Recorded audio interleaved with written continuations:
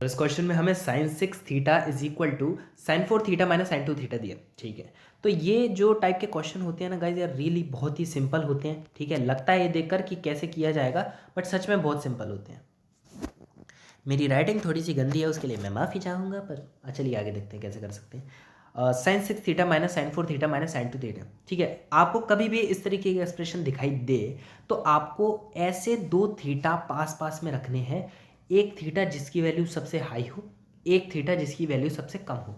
तो यहाँ पे देखिए सबसे हाई तो मेरे को देखो यहाँ 6 थीटा दिखाई दे रहा है, फिर 4 थीटा दिखाई दे रहा है, फिर 2 थीटा दिखाई दे रहा है। ठीक है, तो 2 थीटा यहाँ पे सबसे कम है, तो मैं माइनस साइन 2 थीटा को उठाकर लेफ्ट हैंड साइड में ले जाऊंगा, तो ये प्लस साइन 2 थीटा हो गया।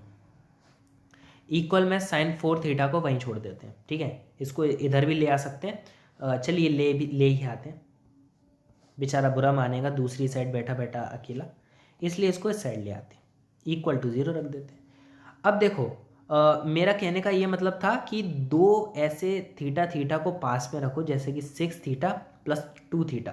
पूरी एक्सप्रेशन में जो सबसे मैक्सिमम थीटा दिखाई दे रहा हो आपको 6 थीटा सबसे बड़ा दिख रहा है, 2 थीटा जो कि सबसे छोटा दिखाई दे रहा है, दोनों को कमज़ोर और जो एकदम मतलब ये कम पैसे वाला है, जो ज़्यादा पैसे वाला, दोनों को पास पास में रख दो। ठीक है, अमीर गरीब पास पास। ठीक है भाई, सॉरी चाहूँगा मैं अगर गलत मजाक किया मैंने तो।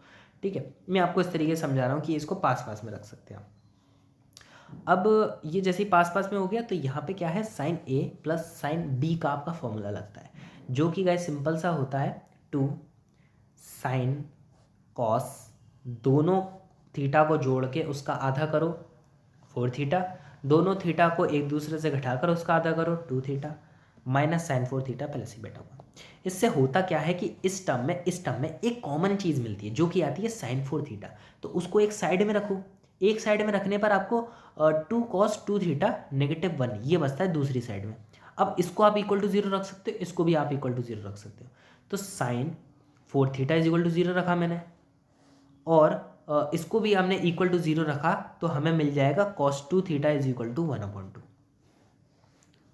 ठीक है, उम्मीद है आपको समझ में आया होगा। अब इसके बाद क्या है कि साइन कुछ भी थीटा इज इक्वल टू 0 होता है, जैसा कि अगर मैं बात करूं sine theta is equal to जब 0 होता है, थीटा चाहे भले वो 4 थीटा हो, चाहे 50 थीटा, चाहे 100 थीटा, कोई दिक्कत नहीं है, थीटा थीटा होता है, चाहे उसके आगे पीछे कुछ भी लगाओ।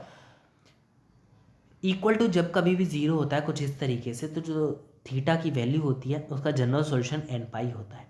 ठीक है दोस्तों, तो यहाँ पे हमारे पास 4 थीटा है जो कि इक्वल होगा एन पाई के, ये जनरल सॉल्यूशन होता है, आपको इसे याद रखना होगा साइन जब कभी भी 0 होता है तो थीटा इज इक्वल टू कुछ इस तरीके से ये करके एन पाई बाय 4 आ जाएगा, क्योंकि आपको क्योंकि जो आपको ऑप्शंस दिए हैं वो भी कुछ इसी फॉर्म में दिया है, इसलिए हमने जनरल सॉल्यूशंस का यूज़ किया। तो एन पाई बाय 4 सोच के आप सोचेंगे यार ऑप्शन ए करेक्ट कर देते हैं, चलो ठीक है। तो यहाँ तक नहीं, क्योंकि अभी राइट हैंड साइड वाला भी बाकी है मेरे दोस्त, तो इसलिए अभी पाई बाय 4 आपको ऑप्शन सी में भी दिखाई दे रहा है। तो इसके आपको चेक करना है, पहली बात तो सॉल्यूशन मिलते हैं कि नहीं मिलते। बट पहली बात अगर मैं देख के बताऊँ cos 2 थीटा इक्वल टू 1/2, देख के ही लग रहा है कि एक ना एक सॉल्यूशन तो पक्का होगा। पक्का होने के बाद मेरा ऑप्शन ए से दिमाग हटकर ऑप्शन सी पे आ जाता है, क्योंकि पाई बाय 4 तो यार देखो पहले से ही निकल के आ चुका था। ऑप्शन सी में मेरे को लगा कि यार इसके भी जब सॉल्यूशंस निकल रहे हैं तो पक्का ऑप्शन सी ही करेक्ट होगा, तो यहाँ से आप ऑप्शन सी को डायरेक्टली टिक कर सकते हैं। बट यहाँ पे तो यार देखो हम सॉल्व करने बैठे हैं तो पूरा सॉल्व करते हैं, चलिए। Cos theta is equal to cos alpha, ये एक जनरल सॉल्यूशन होता है कॉस की फॉर्म में, जब कभी भी cos theta is equal to कुछ वैल्यू होती है तो इसको ये जो कॉस 2 थीटा की वैल्यू है इसे हम कुछ इस तरीके से लिख सकते हैं 1/2 किसकी वैल्यू होती है दोस्तों बताइए।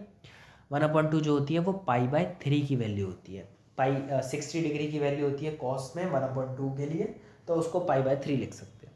तो क्या ये जो हमारी एक्सप्रेशन थी इसको हमने इस फॉर्म में नहीं लिखा बिल्कुल, क्योंकि 1/2 को सिंपल आपको पाई बाय 3 में लिखना था। अब ये वाली जो लाइन है ये वाली, क्या ये इस लाइन के इक्वल नहीं दिखाई दे रही? बिल्कुल दिखाई दे रही है। तो आपको करना क्या है, इस इक्वेशन का जो जनरल सॉल्यूशन होता है, ये इक्वेशन का जो जनरल सॉल्यूशन होता है वो होता है theta is equal to 2n pi plus minus alpha. तो यहाँ पे जो हमारा थीटा है वो है 2 theta is equal to 2n pi, तो वहीं का वहीं रहेगा, प्लस माइनस आपका जो अल्फ़ा निकल के आया है जो कि इससे हम मैच करते हैं, जो कि है π/3। ठीक है, ये सिंपल जनरल सॉल्यूशन का कंसेप्ट है, मैं आपको फिर से कह रहा हूँ जो कि आपको आना चाहिए। Theta is equal to final आपकी वैल्यू जो आती है, ये 2 से 2 कैंसिल होगा, n पाई प्लस माइनस 2 अपॉन में गया तो π/6। ठीक है, अब फाइनली हमारा ऑप्शन सी ही करेक्ट हो रहा है, तो your option C is correct. But मैंने आपको जैसा कि बताया, इस चीज़ को देखकर आपको लगना चाहिए कि इसके भी यार सॉल्यूशंस हैं। तो π/4 आपका ऑप्शन ए तो फिर नहीं रहेगा, क्योंकि अगर इसके भी सॉल्यूशन होते हैं, तो इसके भी सॉल्यूशन होते हैं, तो पक्का ऑप्शन सी करेक्ट होगा।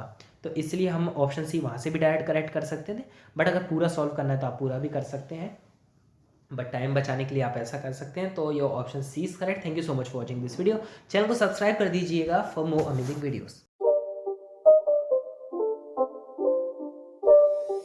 It's not a game, it's a rich thing.